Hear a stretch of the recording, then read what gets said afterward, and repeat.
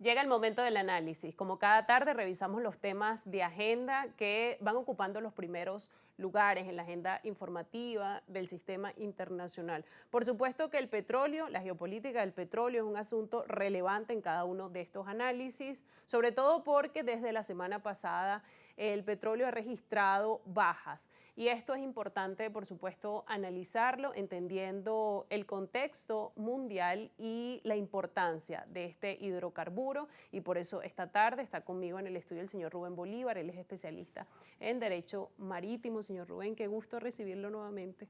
Muchas gracias, Anastasia. Gracias por la bienvenida y feliz de estar nuevamente en el Brújula Internacional.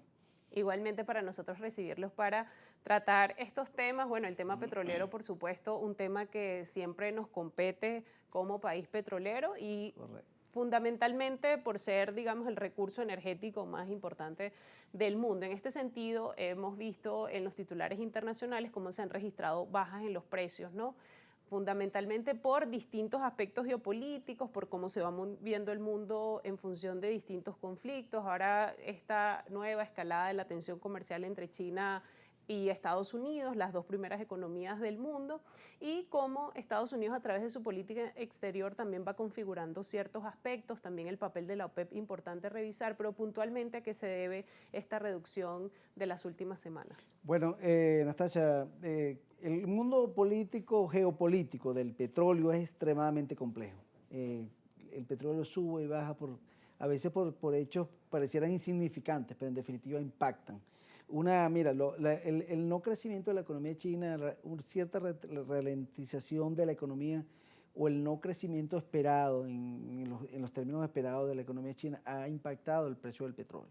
El precio del petróleo, todas estas, digamos, situaciones que se han presentado con Estados Unidos en el Caribe, la no visión de una finalización en lo inmediato de la guerra Rusia-Ucrania, a pesar de las expectativas que se generaron con el encuentro en Alaska entre los presidentes de Estados Unidos y de Rusia. Todos estos elementos han configurado un contexto que han lanzado el petróleo a la baja. También la OPEP ha hecho su parte, pero la OPEP en las últimas, digamos, reuniones ha acordado de lanzar, entre comillas, al mercado ciertas cantidades que estaban restringidas, de manera que ha impactado también el precio del petróleo a la baja. Y el precio del petróleo a la baja es muy importante porque, bueno, entre muchos aspectos que pudiéramos resaltar, pero en el caso de Estados Unidos, porque Estados Unidos tiene una producción actual de 13.500.000 barriles, pero de ellos la mayoría es petróleo de esquisto, petróleo que es un petróleo que está siendo explotado desde hace 4, 5 años, 6 años en ese país digamos, mediante empresas pequeñas, esfuerzos propios, pero en definitiva para que pueda ser sustentable el petróleo de esquisto tiene que tener un precio base mínimo de $60 por barril, porque es el precio, digamos, el precio de costo de producción, es muy alto el costo de producción. De manera que ante estos escenarios, esta bajada de los precios, Estados Unidos, por supuesto, ha hecho sus jugadas. El presidente de Estados Unidos es un negociador, es un comerciante, básicamente.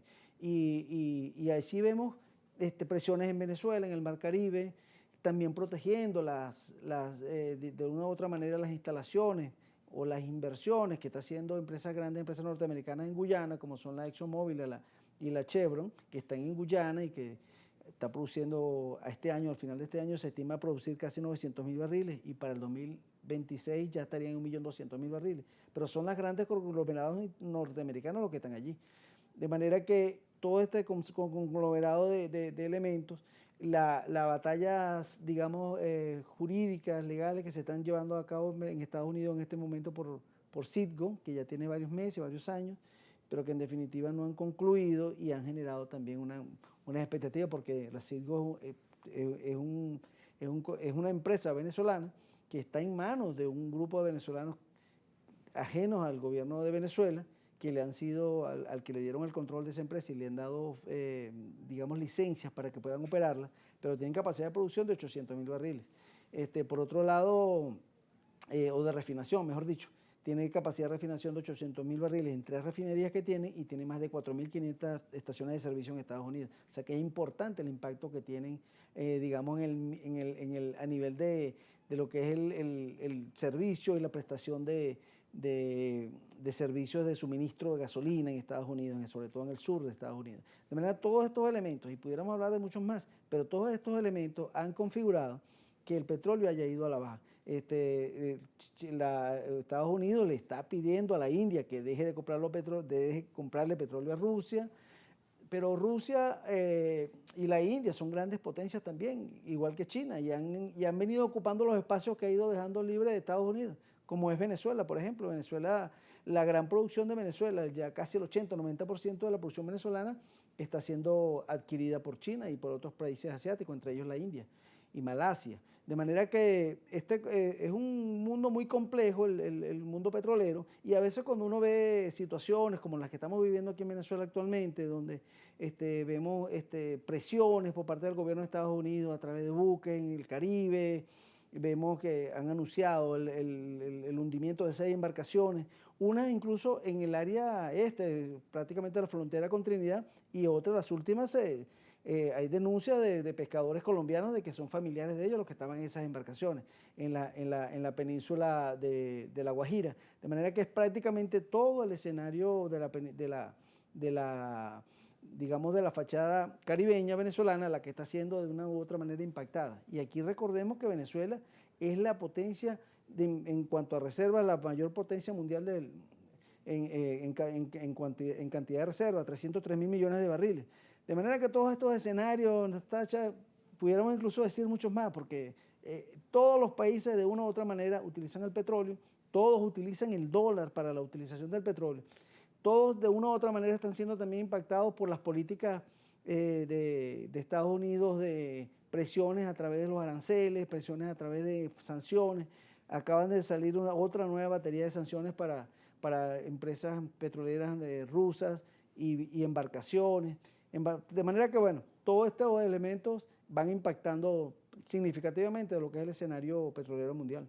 Qué importante además es revisar el caso venezolano, porque es importante también establecer hasta qué punto Venezuela se inserta en el mapa petrolero mundial y qué impacto o hasta qué punto esta situación de seguridad que se presenta en el Caribe afecta a la comercialización del crudo venezolano.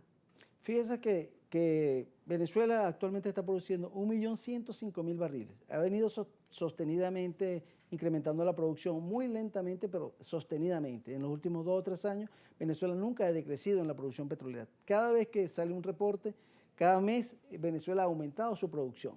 Venezuela ha echado mano a mecanismos, nuevos modelos de negocio, nuevas formas de participación de empresas extranjeras aquí en Venezuela, y hay muchas empresas en Venezuela extranjeras que están participando y que quieren participar, están tocando las puertas porque el petróleo en definitiva es necesario. Venezuela, eso si lo comparamos con los 104 millones de barriles diarios que se producen en el mundo, estaríamos hablando de menos del 1% de qué es lo que impacta Venezuela en cuanto a la cantidad de petróleo que se produce actualmente. Pero ¿qué pasa? Venezuela tiene 303.000 millones de barriles en su subsuelo, como lo expliqué anteriormente, es la mayor potencia mundial.